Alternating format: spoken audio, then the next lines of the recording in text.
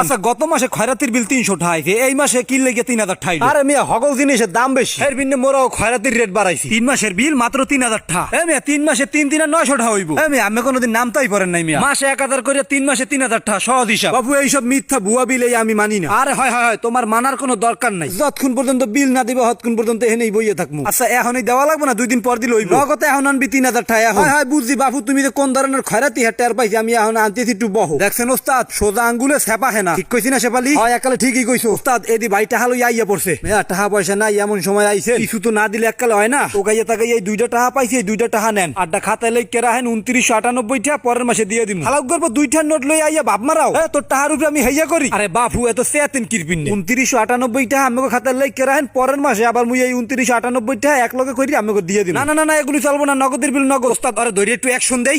মন্দির টাকা পাই 3000 টাকা দাও মাত্র 2টা, আবার কও বলে বাকি খাতায় লই কেরা হেন। সত্য হক